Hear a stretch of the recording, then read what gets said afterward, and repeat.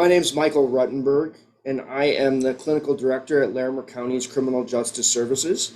Criminal Justice Services is a division within Larimer County government that oversees both the Alternative Sentencing Department and the Community Corrections Department. We are an alternative sentencing area of criminal justice, meaning that we provide alternatives to traditional jail or prison settings to allow people to serve their sentence for the crimes that they've committed. Our intention is to intervene in the underlying factors that contributed to their getting into trouble in the first place. Our hope is that we reduce their risk to recidivate and have folks continue to contribute in a healthy way to our communities. I wanted to spend a minute and talk about credentialing as it applies to addictions counseling. There are multiple pathways to become an addictions counselor in the state of Colorado. Typically, somebody that is interested in this field starts out with a certified addictions technician. Essentially, that is somebody that's going to be assisting clinicians in doing the work. It's a lot of paperwork, it's a lot of sitting in group and doing notes. It really is an assistant to a counselor. For that role, you don't need to have a bachelor's degree. You can do that right out of high school. You can take the coursework and get right into there and start collecting hours. In order to take the next step, which is to become a certified addiction specialist, you have to have a bachelor's degree in a behavioral health field as defined by the state of Colorado. And that, once you have that certification, so you get your technician, you are operating as a technician for a period of time, you take an additional set of courses so that you can operate as a specialist. All of that time is supervised by a specialist or a licensed addictions counselor to make sure that you're prepared to do that work. There's exams that you need to take at each stage. But once you get your specialist, then you can operate with a bachelor's degree as an addictions counselor, running groups, doing a lot of the things that Jim Fox talked about that he does on a daily basis. That will allow you to do that work. If you're wanting to dig a little bit deeper, go a little bit further in behavioral health, that's when then you go and get your master's degree in a behavioral health discipline. It can be a master's of addictions counseling. It can also be a lot of other things. It can be a master's in social work. I have a master's in human development and family studies with a specialization in marriage and family therapy. There are counseling psych programs. There's a lot of different ways to become a behavioral health therapist and be licensed in the state of Colorado. But you need a master's degree to do that. And then again, after you get your master's degree, you have a period of time in which you perform supervised practice by a licensed clinician. You take a national exam, and then you actually get your credential and can practice independently in the state of Colorado. So addictions, you have the ability with, as you're working towards your bachelor's degree, to start engaging in this work as a technician. So then once you get your bachelor's degree, get that specialist certification so you can actually get a job as a clinician in addictions. My why. I got into behavioral health services because I had a desire to help adolescents and their families that were struggling with behavioral health issues. I did that work for approximately 12 years in residential settings, providing treatment, substance abuse treatment, behavioral interventions, as well as family therapy to those individuals on behalf of the courts and the child protective systems. I found that we did really important work in those settings. We allowed those adolescents and those families to have their children back for a period of time. However, they returned back to those environments, and without truly intervening in those home environments, it was very difficult to create lasting change. I believe that we planted lots of seeds. I believe that we changed the trajectory of a lot of people's lives. That brought me to the adult system, taking a different approach on the same work. I came to Larimer County to start a really creative, innovative community collaborative program that is now known as the AIM program. It was designed to serve those with significant and persistent mental illness that found themselves engaged in the criminal justice system. Our goal through community collaboration was to provide effective community supervision to those individuals while providing integrative substance abuse and mental health treatment services and providing them a safe place to be during the day. I really found a lot of passion in that work to address the social determinants of health, to address truly get to the underlying needs of those individuals, to intervene in really creative ways. At that time, the criminal justice system was starting to shift. There was more emphasis being put on behavioral health treatment in criminal justice across the board, especially in the alternatives. The community correction system in the state of Colorado started developing residential substance abuse programs specifically designed to address substance use disorders, as well as addressing criminogenic needs. So kind of a dual diagnosis approach, not in the traditional sense of mental health and substance use, but criminality and substance use.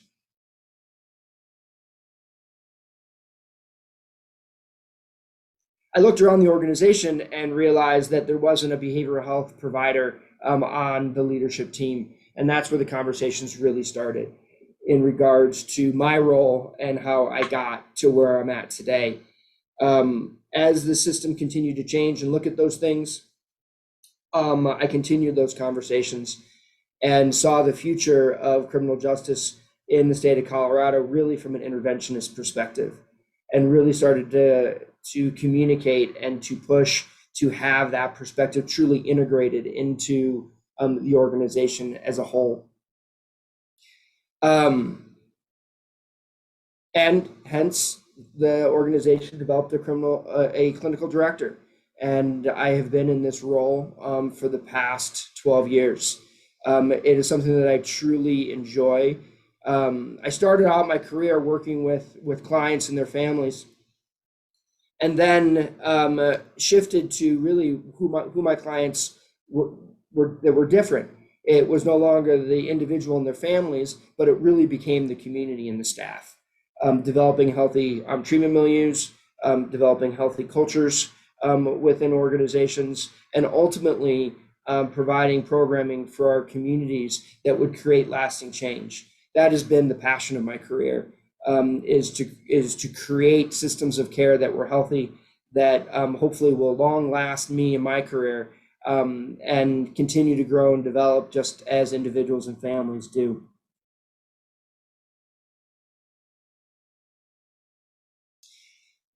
How other people might find their way to a clinical director role such as mine, I think that it can be unique and diverse, but I think it always starts with being a clinician first.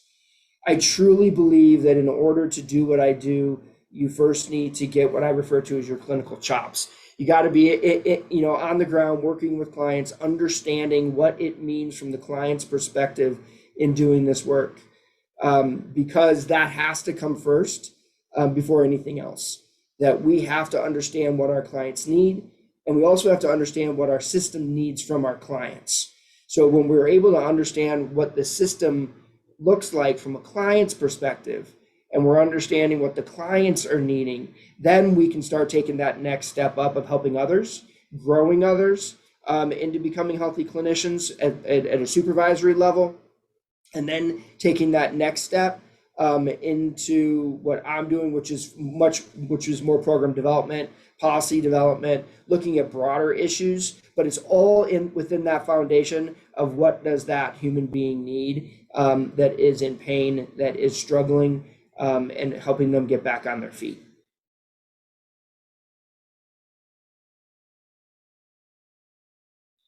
My responsibilities within the organization are really diverse. I sometimes am a direct care staff in which I am providing group treatment to our populations. I will occasionally take on individual clients. But mostly my role is to manage our programs and develop our programs in a way that follow the evidence of evidence-based practice, that follow the direction and the pathways given to us by the state legislature and by our contracts and regulatory agencies. I work with those folks in order to achieve that. I work with our staff in order to achieve that. I really see my job is to make sure that the supervisors and the clinicians have everything that they need to do the important work with the clients. So ultimately, I'm responsible for all of our behavioral health programs in criminal justice services. I also have some odd one-offs that aren't necessarily behavioral health, but definitely are in that realm of social services. I am responsible for our victim services unit as well. So we serve the victims of the offenders in our care and custody. I also am our PREA manager, so I oversee our system that is designed to ensure that we have a healthy and safe environment for our clients, so that nobody is at risk of sexual harassment or sexual assault within our facilities. We take that very seriously. We have a zero tolerance policy and approach to that. And mostly, I spend a lot of time working with our communities in the criminal justice system to enhance our services in behavioral health across our communities. So we are constantly looking to innovate, to collaborate, to best achieve healthy behavioral health outcomes across our communities. Right now, a big effort is in play in looking at our competency system. So when human beings that are accused of crimes, our competency has been raised, whether they can aid in their defense, looking at ways to enhance that system, to shorten those stays, to best address those needs. We're looking at diversion opportunities in our community for those with mental health conditions.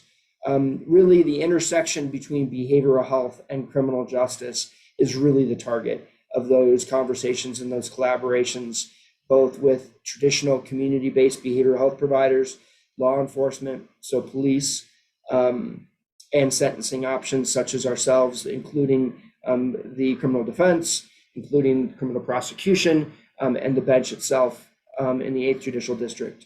So lots of intersection in my role with the community, really kind of a broad view. Sometimes I refer to it as the 10,000-foot view of the folks, of what the folks are doing on the ground and how we can best support them and meet their needs in the community. The hardest part of my job is some of those intersections between the budget and what we're paid and what we really need to do, and how to create those healthy environments, kind of integrating the business aspects of this work into what do people need and how do I get people what they need.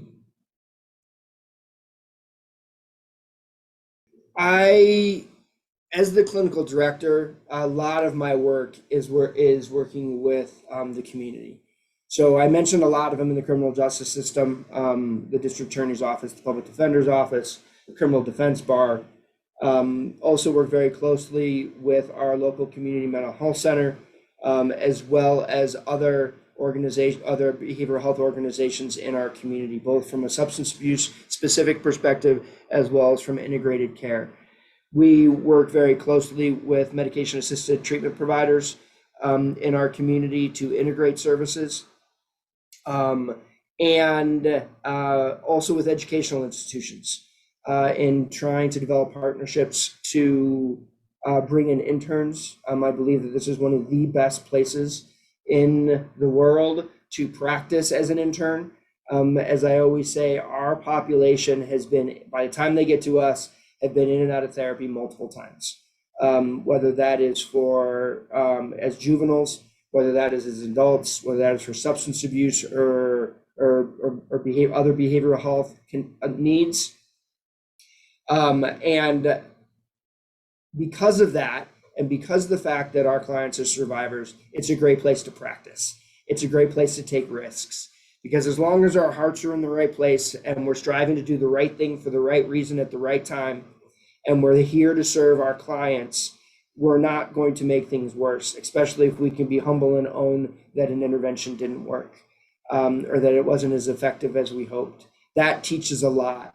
This work really is based in an ethical practice of do no harm and give it our best shot. And as long as our clients are knowing that we're coming from that place and coming from a place of integrity, really caring about their futures, we can see amazing things happen.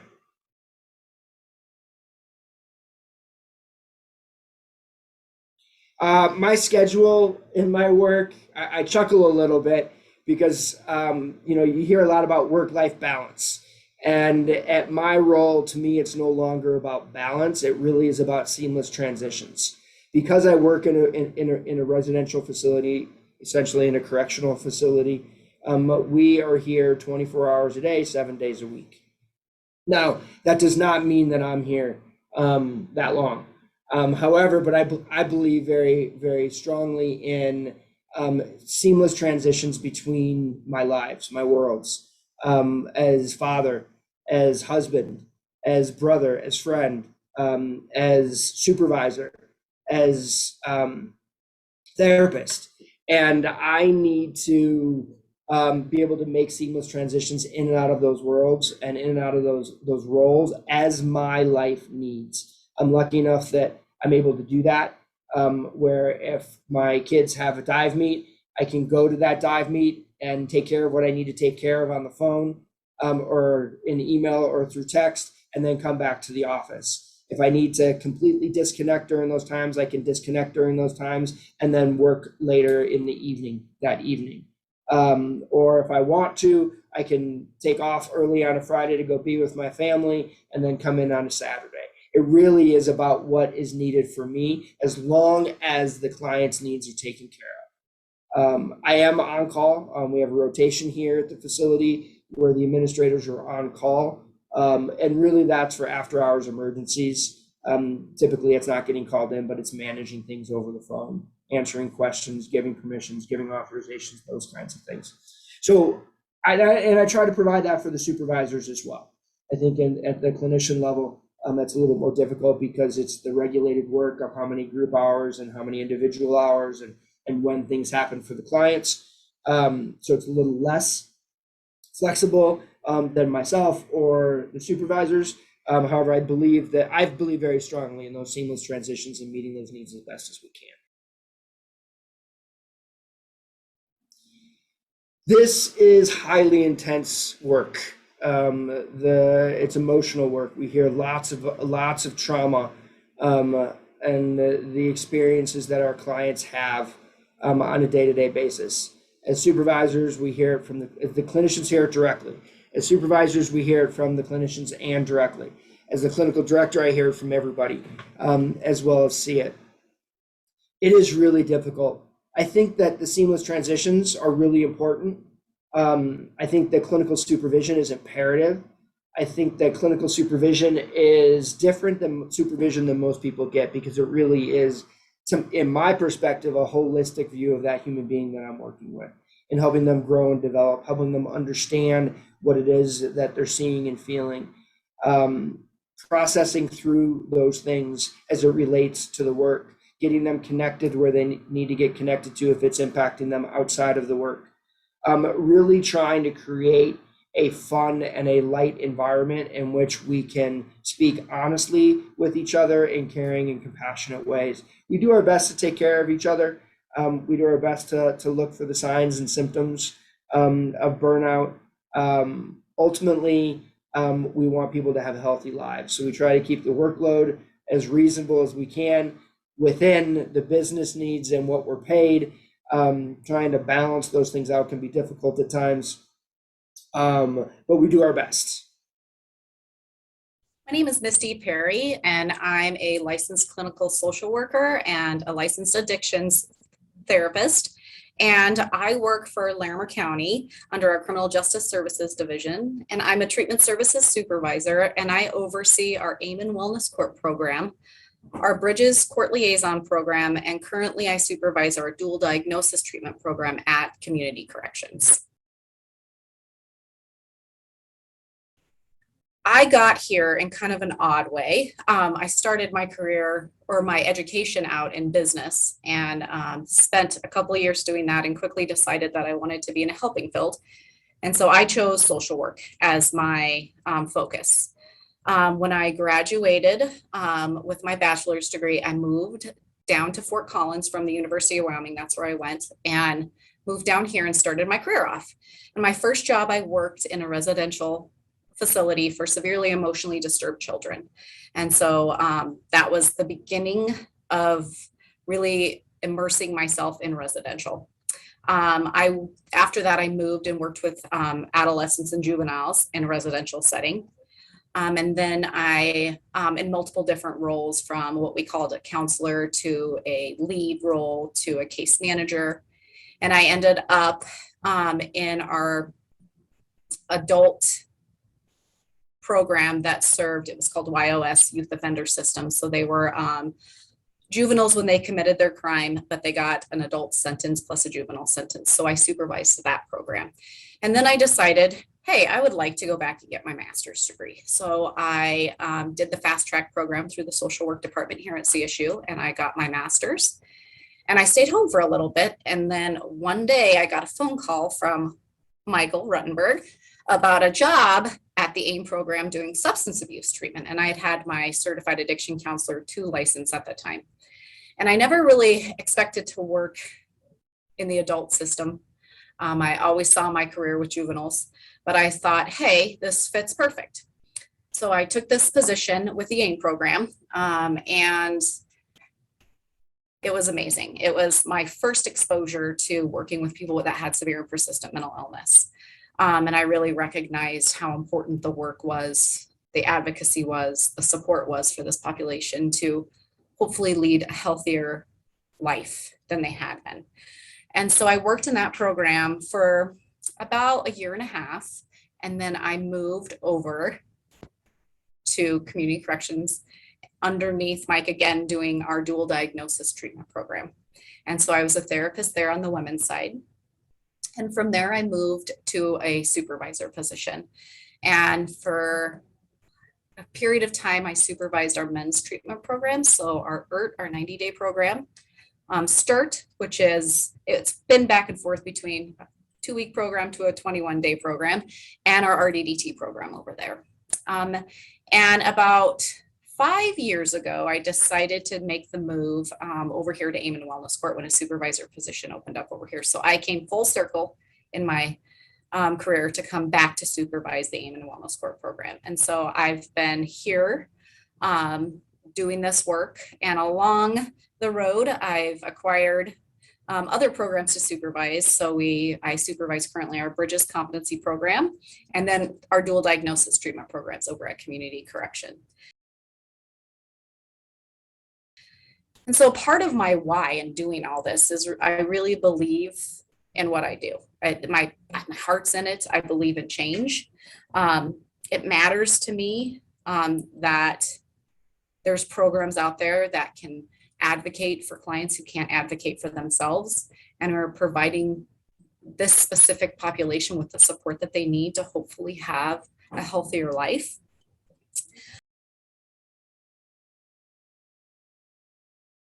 My main responsibilities in my day-to-day job are over clinical direction of the programs that I supervise. And so I supervise the staff, but I make sure that I'm providing the clinical direction that, with Mike's guidance, is appropriate and best suits what we're doing for criminal justice services.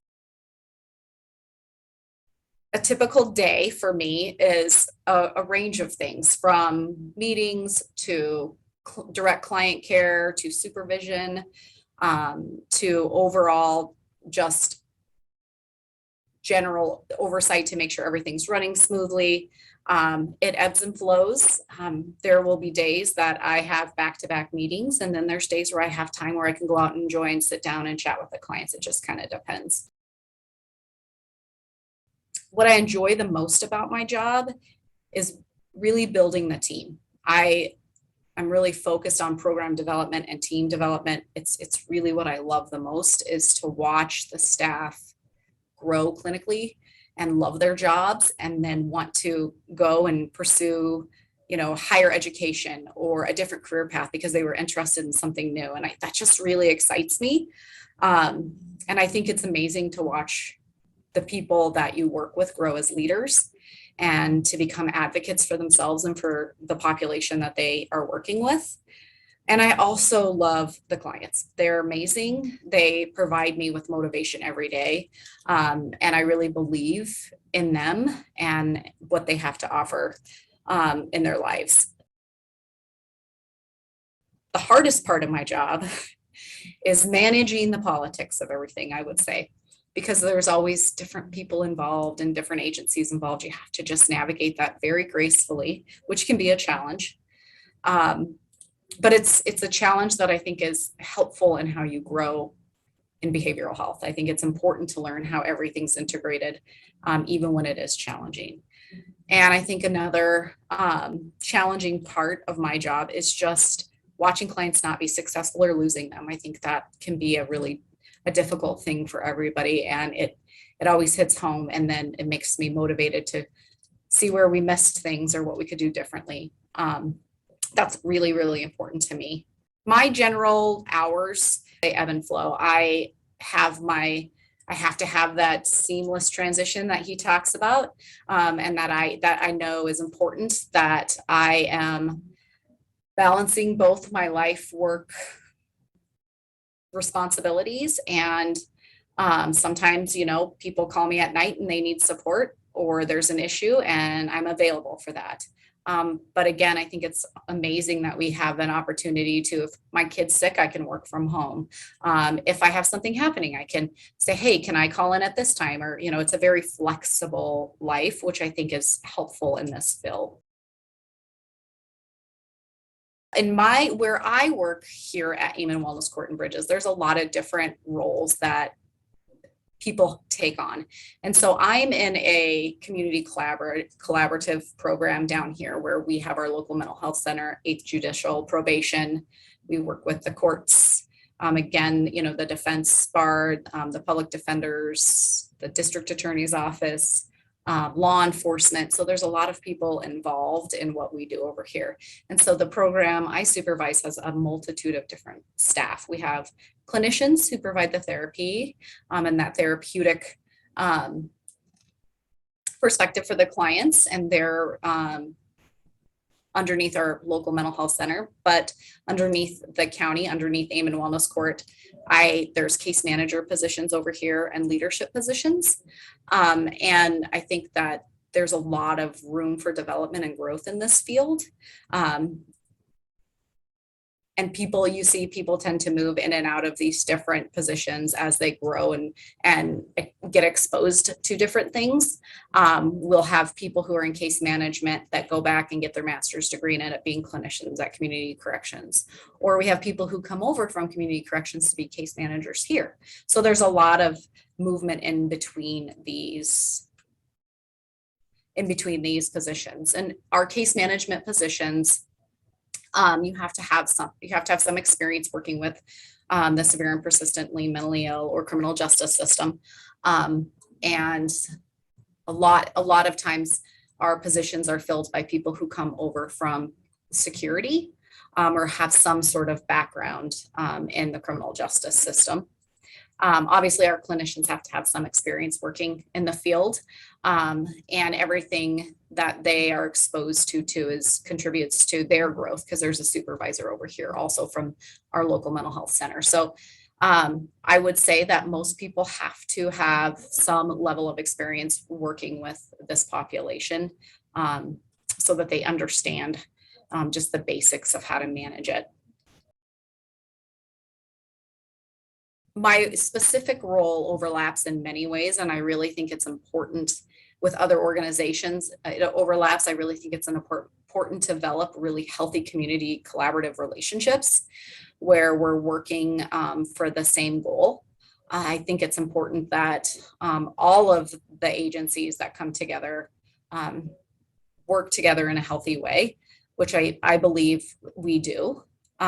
There's a lot of new development related to one of the programs I supervise, which is the Bridges program, which is bridging mental health and our criminal justice system, but working with competency clients. So we're starting with clients that are just getting into the system, you know, first arrest, or maybe they've just haven't spent a ton of time. And so we're starting all the way there to, we have clients in our community corrections program that come from prison. So there's a giant, from beginning to end, there's a giant overlap in all of that. So I think it's important that we are building community partnerships and that we're working together in order to best serve our clients.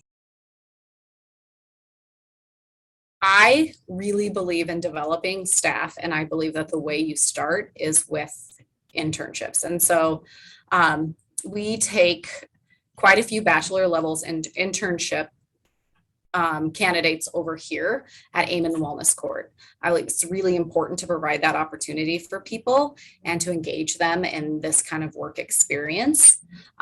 We also provide master's level internships at Aim and Wellness Court, where they'll do evaluations and assessments. And also over at Community Corrections, they do a lot of, they're clinicians over there. So they'll work either in our IRT programs, in STIRT, or in our dual diagnosis program.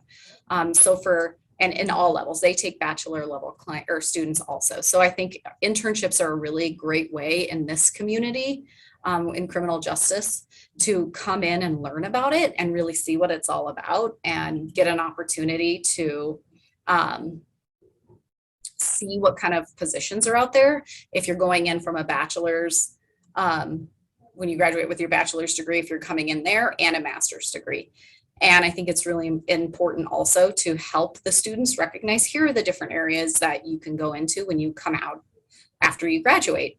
And we've had a lot of decent success. Our last 2 interns actually got jobs within criminal justice services. So that to me shows that it really helps them connect the dots and offers opportunity. I believe that one of the main skills you have to have is compassion. You have to know that the population that you're, no matter who it is, no matter where you're working in criminal justice, but you have to have some sort of level of compassion and want to see change in people and believe that change is possible. I believe that skill set is, everybody brings something different to the table, where you have people who are really extroverted and leaders to people who are really introverted and they really think about the clients in a different way. I think every human that walks in our door brings something special to the table. I think it's about wanting to learn and wanting to help support the people you work with, but also wanting to work on a team. I think you have to be able to collaborate and communicate with each other.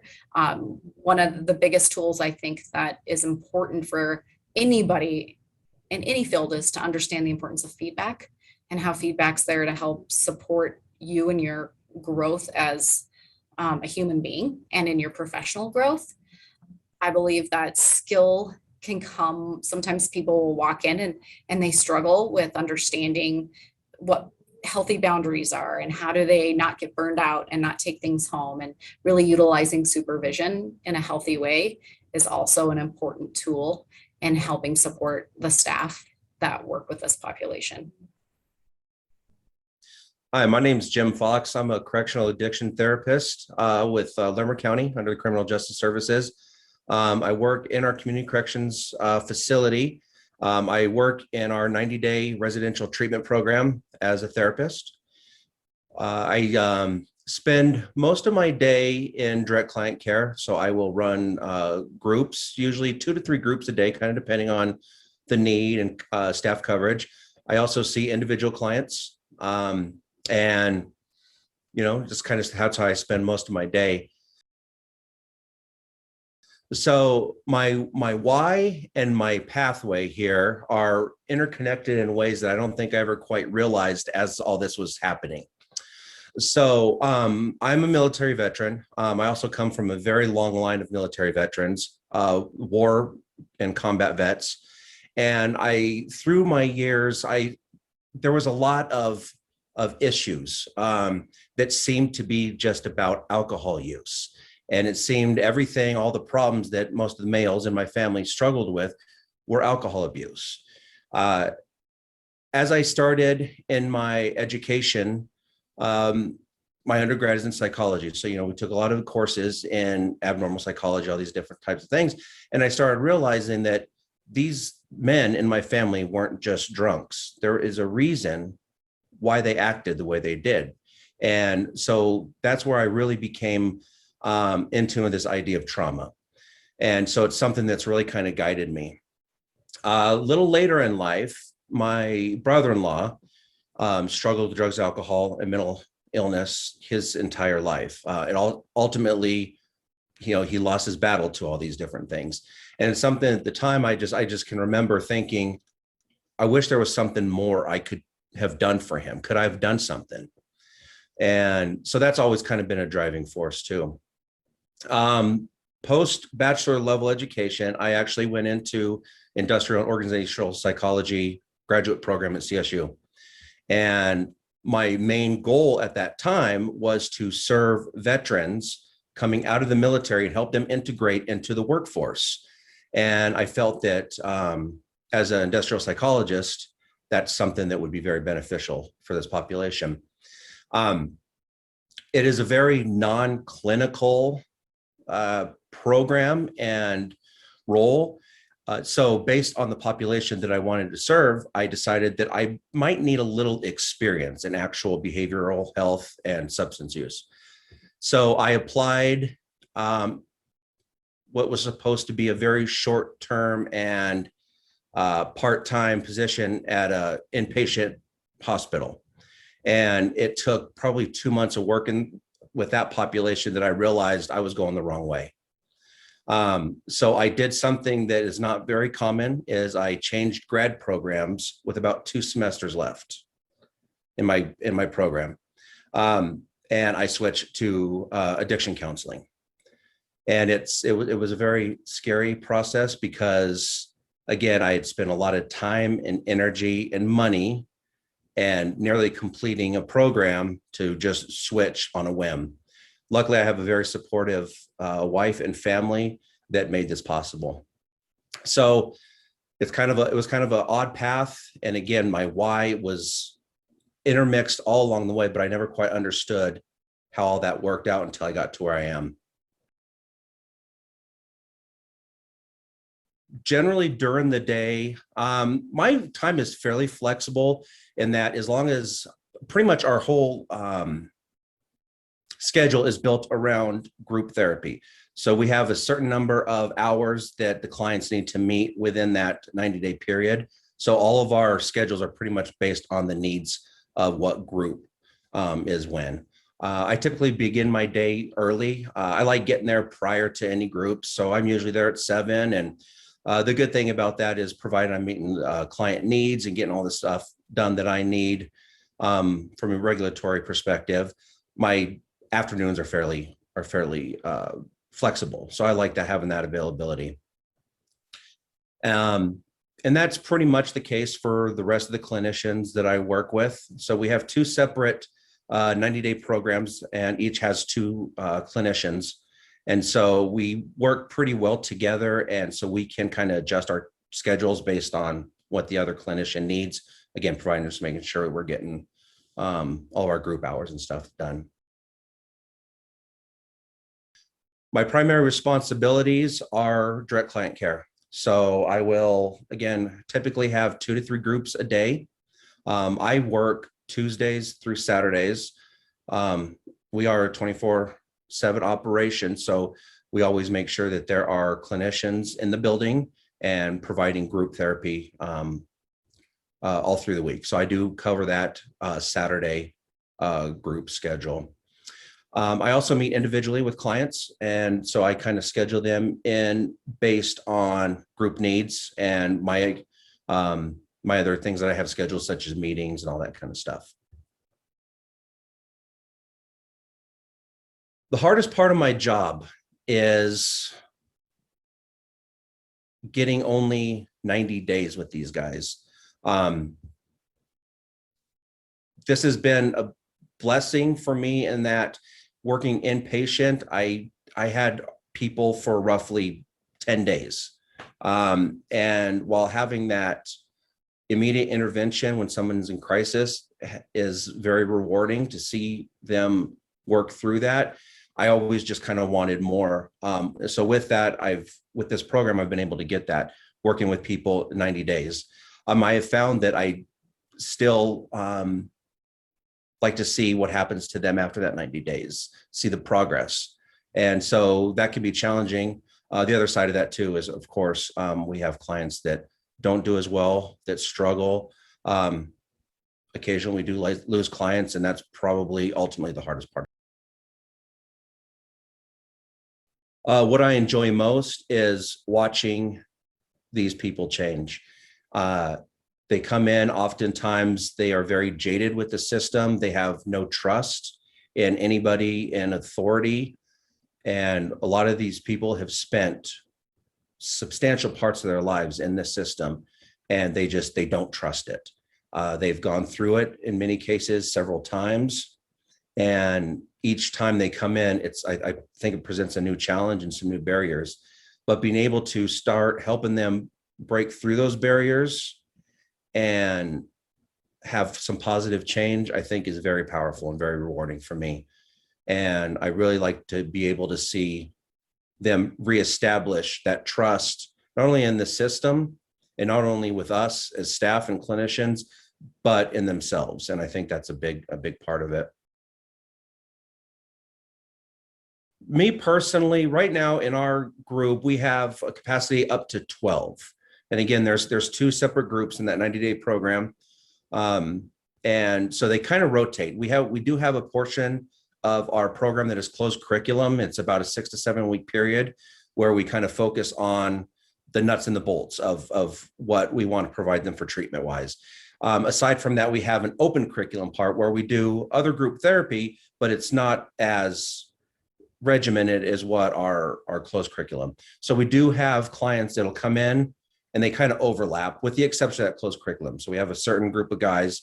Right now it is 8. And so as we go back into that open curriculum model, we will get new people in. So we are capped at 12. I anticipate we will be back at 12 this week. And so typically myself and the other clinician will split them. So we'll have 6, again, kind of depending on the needs and how many people we actually have in the program. So I would say that the skills for somebody to do what I do are to be humble. I think that also a character trait, but I think it's also a skill. I think more so learning how to be humble is the skill. Knowing we are not going to be the change. We are there to facilitate the change and be able to realize that the power is with the clients. And that is something I definitely stress. There can't be a hero mentality, because we're not heroes and we are not going to magically save anybody. We got to give them that power, make sure they have that power. I say the personality, from my perspective, it's humor. We have to have humor, and sometimes it's appropriate to share that humor with clients and bring that in to the milieu and have it be a therapeutic piece. But I'd say ultimately having that humor present among staff, that, you know, we work hard, we have a tough job a lot of times. And I think the best way to combat that is with humor. And I'm not saying that it can't be done without humor, but it sure makes it a lot better. I would have to say that the main thing is to do it for the right reasons. It's easy to get down when things don't go the way you hope that they are therapeutically, but also kind of embrace the challenges and being able to, again, that humble piece, being able to realize that we're not changing everything in a couple of weeks, in a few weeks. And oftentimes it's the first part of the process for these people for the recovery. And just, I think having that ability to adapt is a big part of this, and patience.